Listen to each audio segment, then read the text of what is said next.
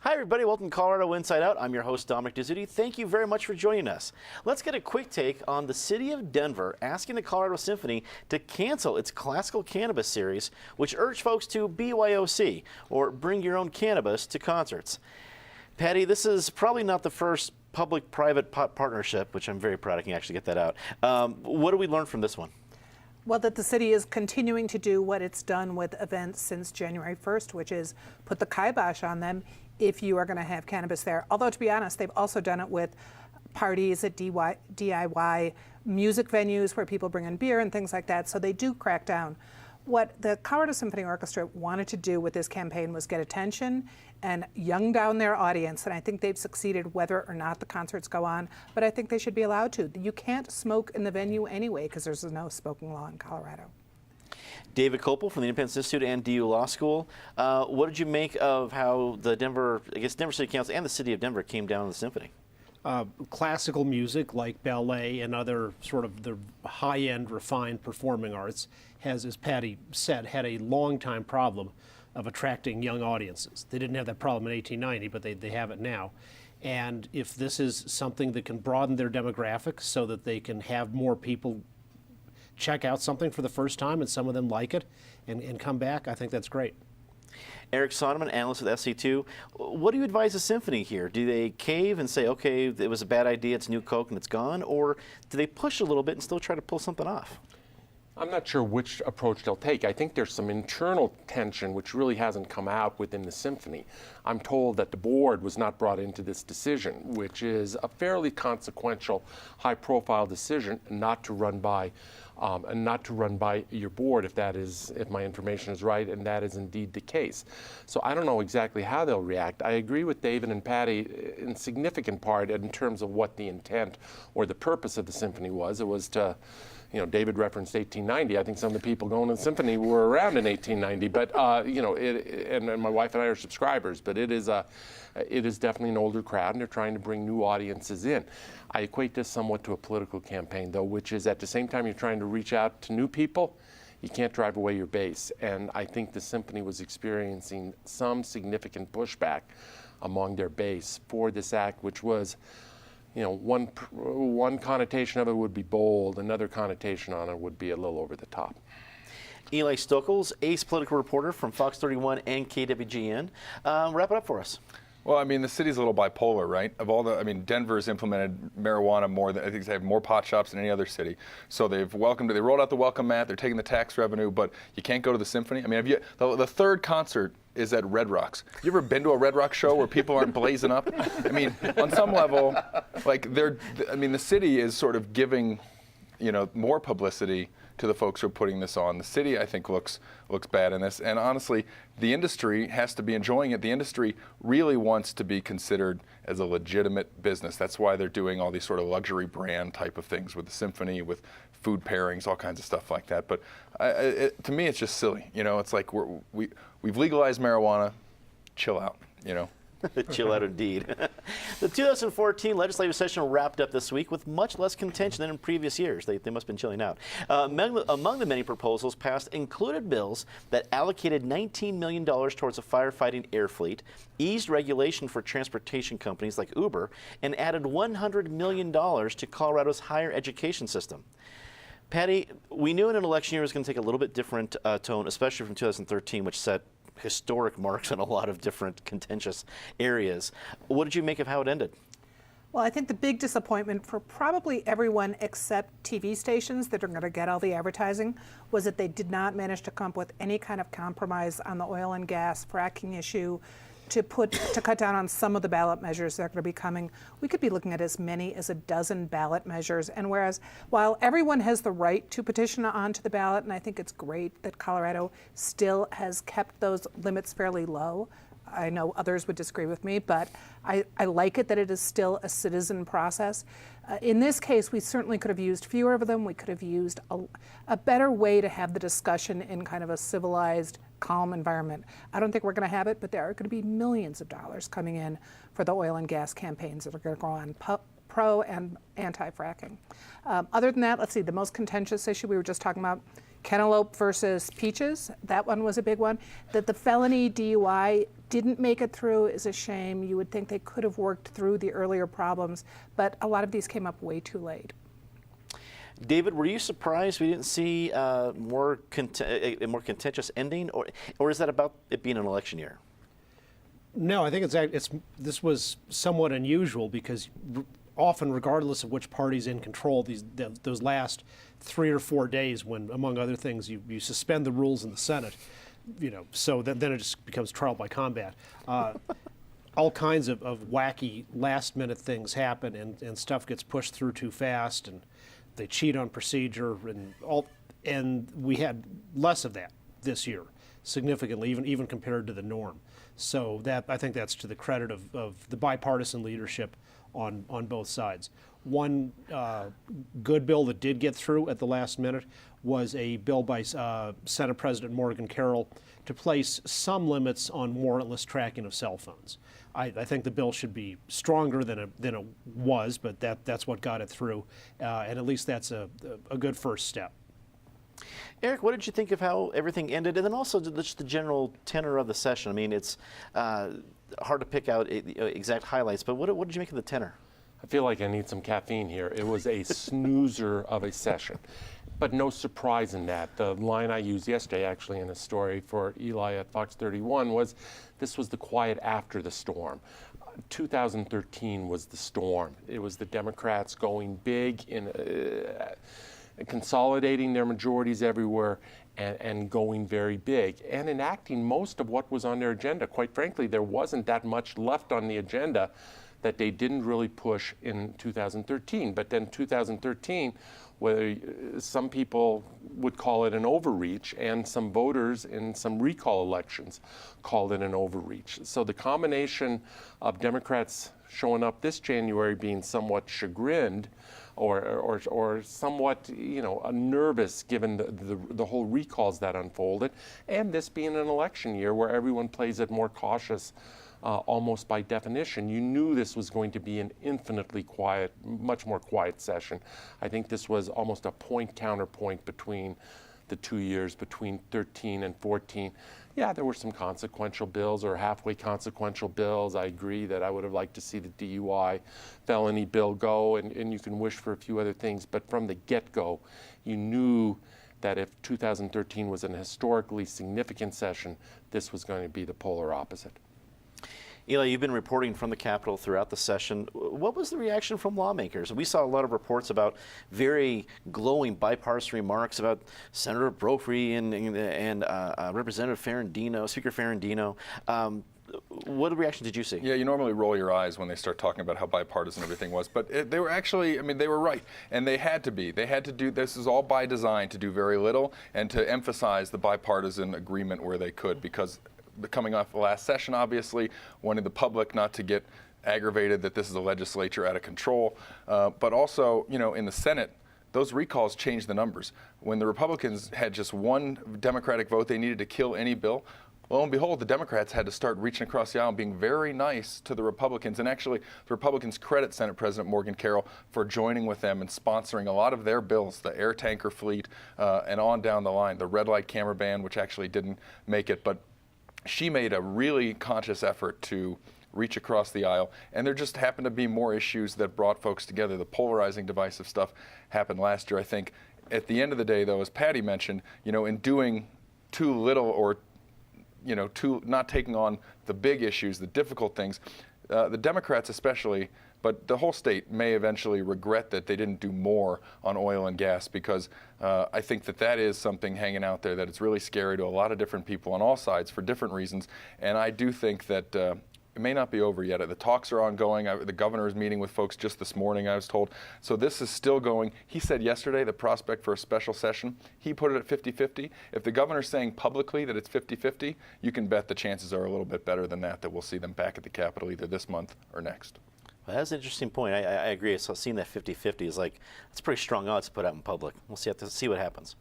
The Marijuana Financial Services Cooperatives Act was passed in the legislature this week. The bill offers pot shops and hemp farmers the chance to have checking accounts, which supporters believe will make the industry safer and easier to operate.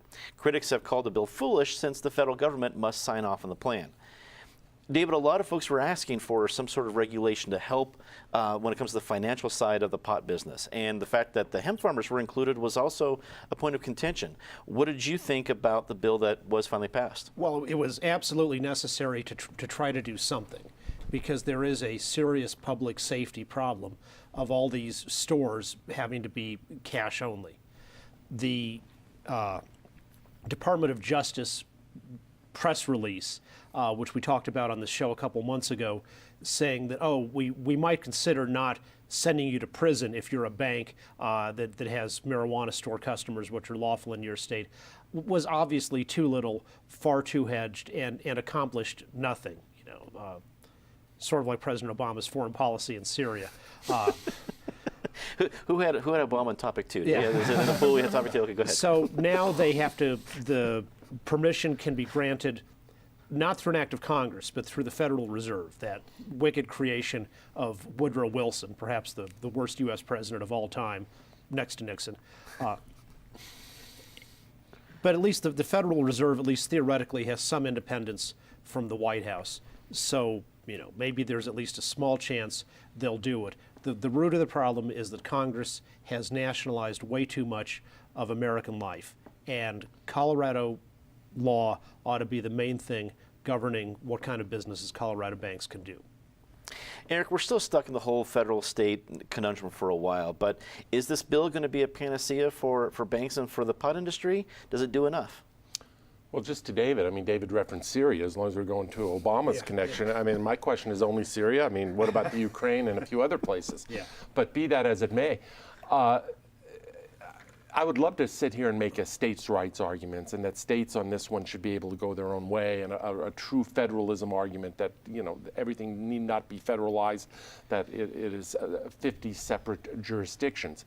On this issue, it is a little harder to make that case, even though that's my normal resting place. It's a little harder to make that case because the whole banking system is federalized and probably at some level needs to be federalized in terms of how money moves back and forth these days. I don't think you can have 50 separate banking systems except in some local chartering perhaps. So I don't know that the states' rights argument purely holds here. I think the legislation that was passed was principally symbolic in nature. I call it a telegram to D.C., expressing our preferences, expressing our hopes, and whether it is this president or our next president, whatever one makes of 64, it is the law of the state now. David is right to one extent, which is for public safety, if for nothing else, you need to be able to do something that doesn't involve huge quantities of cash. And so they need to have some financial answers. I think this was more of a hope and a prayer and a telegram than it was something that is really going to solve the problem. Eli, this came up at the end of the session, but it was a topic that had been bandied about for a while. Were they working on it and just got to it the very last bit, or did it just pop up on the scene at the last minute? It sort of just popped up on the scene at the last minute. The governor's office came up with this as sort of a really creative solution to this problem, potentially. But they recognize that really, like everybody said, the only way this goes forward is if the Federal Reserve Bank approves it. That may be unlikely. Pat Stedman, the sponsor of the bill, called it an icebreaker. They're just hoping to put enough pressure and do something that is heard in D.C. to the point where somebody does something, because the cash is a concern in the business for sure. And if you want to let the state monitor these businesses, if you want these businesses to pay their taxes and do everything by the books, when it's all cash, pretty hard to track that down. So it'll help the state, and it would help the businesses in terms of doing payroll, claiming tax exemptions, all those sort of bookkeeping things that are really hard to do with cash. The other thing that I think, big picture, DC is watching this, and if they're looking at, should we tweak the regulations around banking to further legitimize this industry and help it. They want to sort of see that it's legitimate to begin with. And the 2 deaths, I talked to people with the state this week who are concerned that even the 2 deaths, the man who shot his wife after eating an edible apparently, and the college kid who leapt off the balcony after eating a cookie that had 6 times the amount of THC, those are concerning because Washington sees that. And there are people here who are concerned about Washington coming in and just shutting the whole thing down. I don't know that may be sort of a bit far off or sort of just a fear that people have here. But I think that we need to prove that we can do this. It's running fairly effectively, but the deaths are a concern in terms of what the world sees, what Washington sees. And the scary thing for people here is there may be more of them. There may be more violent crime if we don't come up with a solution to get all that cash in some sort of a bank or something like that. Patty, the whole idea of trying to help the marijuana business become more legit has been a big issue. Did this do it, or is it just this note to D.C. to try to have them make some action? Well, it's not going to hurt. People have been looking for possible solutions for 5 years on this. There was a proposal to do a Colorado state bank that was a bank run by the state of Colorado that would let them do it. Credit unions. There have been people who've looked at setting up banks on Indian reservations, which are sovereign nations, so you could do that. This is a stopgap, but it's not just Colorado that's ultimately affected by this. You have more than 20 states that have medical marijuana businesses, and they are also being banned from any kind of banking. They can't do payroll deposits, as you said. They have to bring cash to pay their state fees. It's crazy that we can't come up with some kind of solution. And it seems to me if bars can continue to have banking privileges, at a certain point, marijuana-related businesses should be able to too. 2014 fundraising reports for candidates running for governor were released this week. Cash on hand numbers showed a major gap between the 4 GOP candidates and the incumbent John Hickenlooper. With $1.6 million in the bank, Hickenlooper has nearly 5 times what his GOP opponents have combined. Eric, I realize an incumbent not running a primary is always going to have more money in the bank. There's always going to be a clear advantage. And if you have a 4-way primary, there's going to be a lot to spend. So I can get the logic.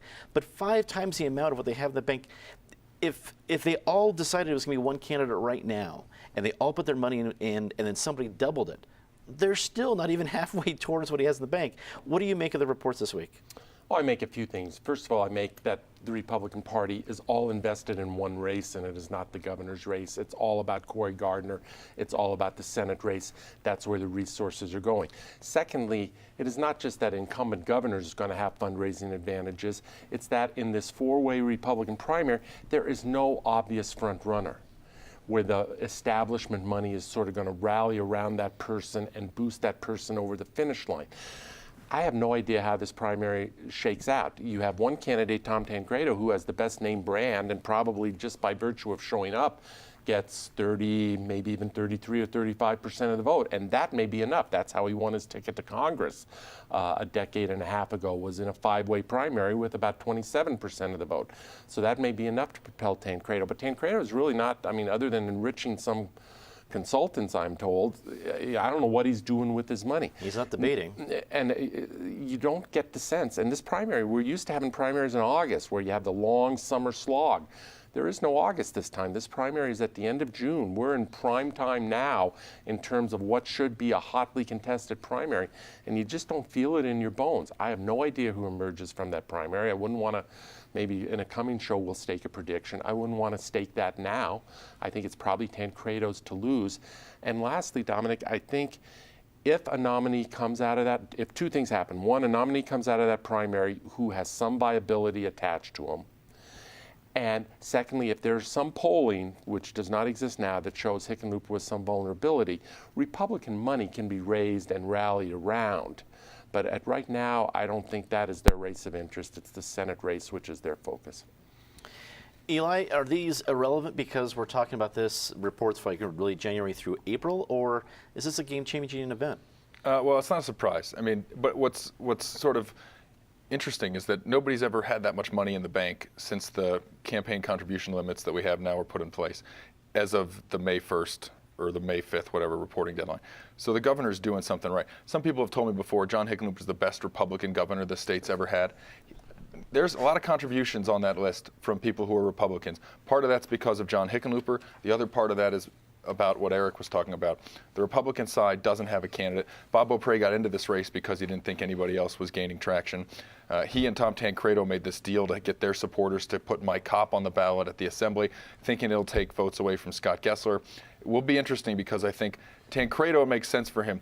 There were a lot of people who said, why would Beaupre go along with that? If all 4 people stay in June, and on June 24th, Tancredo gets his third of the vote and wins, a lot of questions to be asked about what Bob Beaupre could have done if it was a 3-way race and it was just him and Gessler and Tancredo, because Beaupre's got the money to get on TV, and but he doesn't have a lot of time to make the sale. Tom Tancredo can sit back and just be Tom Tancredo and expect to get at least a quarter of the vote, maybe more.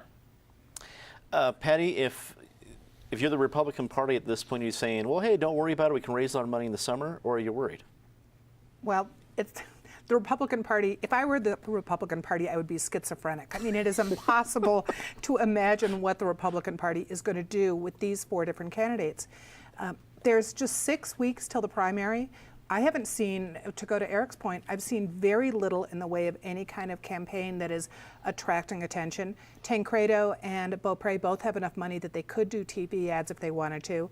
With both Gessler and Kopp only have, what, $50,000 in cash? That's not going to buy no TV time. So you wonder, do they have enough of a ground game going? Do they have a good social media game going? But no one is making a lot of noise. And it's true that Tom Tancredo, just from sheer name recognition alone, and of course his tenure at this table, Certainly. he could actually wind up winning the primary for free, just for being Tom Tancredo.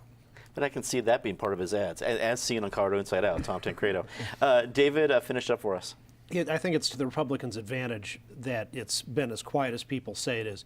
You can remember a previous election cycle of Ken Buck and Jane Norton raising a huge amount of money and killing each other, with quite harsh advertising, which was one of the reasons why the one who won the primary ultimately was, even in a Republican year, ultimately ended up losing the general election.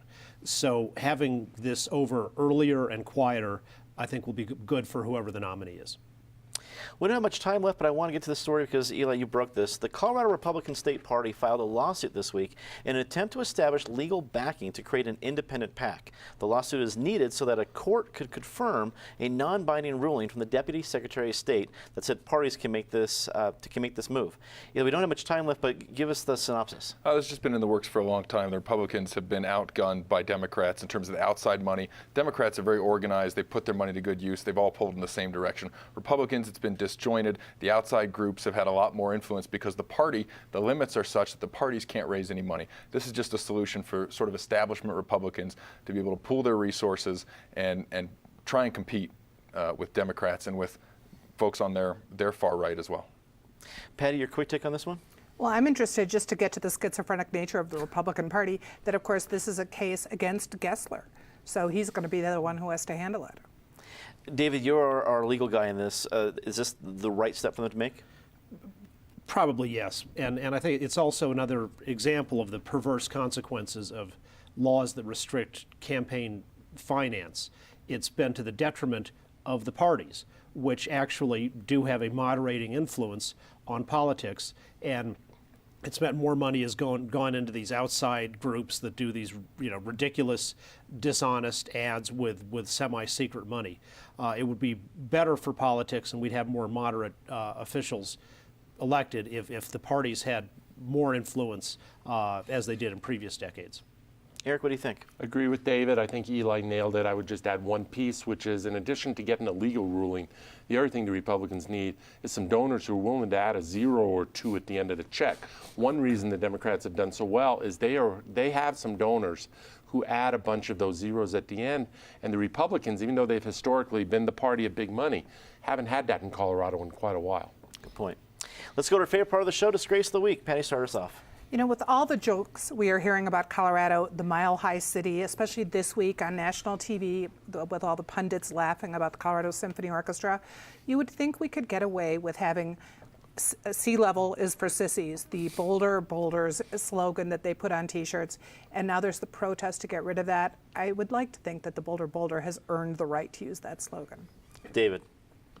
All the people writing this pro and con emails and Twitter and Facebook and everything on the Senate race of Udall versus Gardner, and each side is basically saying, and not so much Gardner in his own direct campaign, but a lot of the people supporting Gardner, that, either Udall or Gardner is the most evil, hypocritical, worst person, not only in the state, but, in the history of mankind.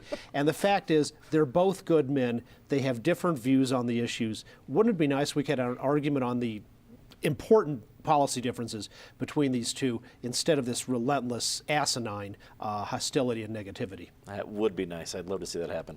I Eric. don't know that I've ever seen David Kopel as quite such a dreamer, a utopian here. My Disgrace is the latest spate of intolerance on college campuses where they supposedly preach all these tolerance, and commencement speakers being disinvited because of controversial political views. And these are substantial people, whether it is Condoleezza Rice at Rutgers University, whether it's Ayan Hersey Ali at another East Coast university, whether it's Charles Murray at Azusa Pacific. These are places that should be promoting intellectual discourse and dialogue, and college campuses, instead of being the most tolerant places these days, are often the least tolerant places. Eli. I could go with David, Twitter trolls every week, but I'll say Morgan Carroll, the Senate president, said something nice about it earlier, but not letting that felony DUI bill get to the floor after it passed the House 56-6. That bill was introduced in January. It wasn't a late thing that they ran out of time for. That was deliberate, and it was disappointing to most folks down at the Capitol. Pretty quickly, say something nice about somebody. I want to say something nice about all the mountain towns that are thawing out. I was on the Durango-Silverton train last week and bought this beautiful rock in Silverton, which is finally getting thawed out. David. All the retiring legislators, but especially Senators Toktrop and Brophy, who really are deservedly earn the bipartisan respect of their colleagues. Eric. Say something nice about somebody at this table who often occupies the seat where Eli is today, and that's Natasha Gardner. I think it was mentioned last week. She has an incredible piece, very self-revealing, in the latest 5280. It's called Walking Scarred, about MS and her personal battle with MS, and good for Natasha. Yeah, it was a great article. I'll say my mom. Happy Mother's Day. Hear, hear. Happy Mother's Day indeed to all the moms out there.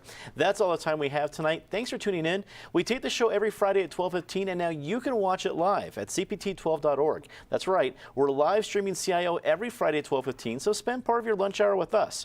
For our viewers watching our live stream right now, stay tuned for a special behind-the-scenes segment, and for our broadcast viewers, we'll see you next week. But before we go, we want to give a special shout-out to one of our dear friends, Susie Aikman. Susie, we just wanted you to know that all of us are thinking about you.